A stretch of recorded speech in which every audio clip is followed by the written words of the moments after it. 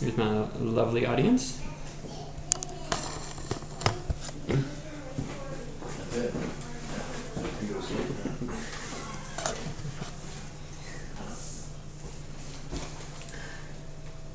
Hearing loss is one of the most common congenital defects.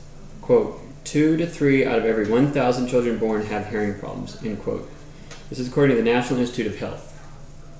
There is mandatory testing in effect using automated auditory brainstem response, otherwise known as AABR screening, but it does not go far enough. Hearing loss still goes undiagnosed in many instances.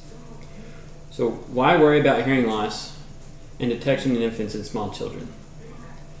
Quote, prior to the universal screening, the average age at which children were found to have a hearing loss was 2 to 3 years. Children with mild to moderate hearing loss were often not identified until 4 years of age, end quote.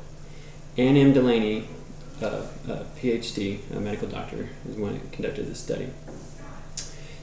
This is also found to be the same whenever the screening misses one. It's the same as before they had the screening. Also, if a child does not get the screening or is looked over by the screening, it's false positive, then they also have that same. They won't be found until about 2 to 3 years of age, and possibly 4, that they have hearing loss. Also, quote, children identified when they are older than 6 months can have speech and language delays. Children identified when they have younger than 6 months do not have these delays and are equal to their hearing peers in terms of speech and language, end quote. This is also by Ann M. Delaney, PhD. Another part of the problem is that screening is too easy to waive. According to the Vision and Hearing Screening Program, Texas Health and Safety Code, quote, the parent declines the screening, end quote. That's all it takes. The parent says, I don't want my child to be screened. That's it. There's nothing else. No requirements for them. Once they say, I'll waive the screening, they're done. Also, quote, the newborn was discharged from the birthing facility not more than 10 hours after birth, and a referral for the newborn was made, end quote. This is also by the Vision and Hearing Screening Program, Texas Health and Safety Code. That's the actual legislation that dictates our hearing screening for newborns and infants. And if a child is born outside of a typical birthing facility, such as a hospital, such as by midwife or at home, then they only have to be referred.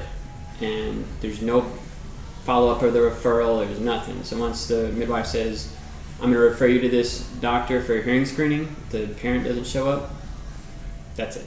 They just don't get the screening.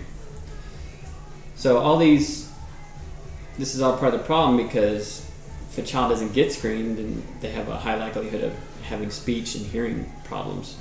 And they are much harder to fix later on than catching them early, and if you do early intervention. So, genetic testing is not used. Genetic testing, I believe, should be used. And the causes of these problems are simple. They're not used as a pre-screen.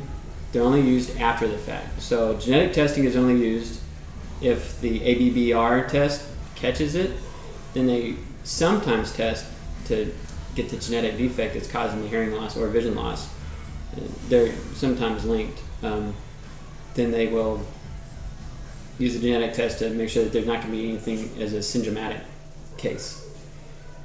So it's kind of it's not proactive, it's reactive. They're just testing genetic afterward. Well, if they tested in utero or tested the parents before they even conceived, or even after conception, if the parents were tested, they could find the markers that would indicate that there would be a possible hearing loss or hearing or vision problem, and they could be ready whenever the child is born, and they could have services in place in the beginning.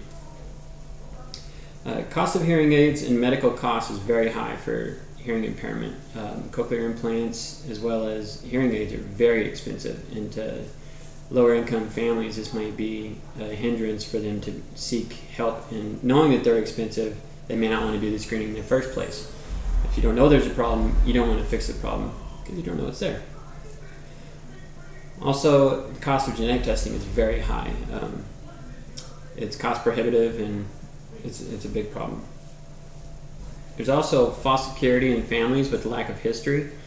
So if families don't have a history of hearing loss, they may not think the screening is necessary and just automatically waive it and say, well, we don't have anybody in my family with hearing loss, so we don't need to test. Well, their child may still have it. This all can be solved very easily. I think that if we implemented stricter laws for requiring of testing and it was less easily waived, then more screenings you would have a much higher rate of screening. In utero and standardized genetic testing upon birth or conception or prior would help pinpoint all kinds of problems, not just in hearing and vision, but problems all over the place. So cancer, and it doesn't mean that it would solve anything, but it will help with treatments and help in the early parts. Quote, genetic factors play a role in up to 2/3 of all childhood hearing impairments, end quote. This is by the Cincinnati Children's Hospital. So 2/3 of all hearing losses are caused by genetic defects.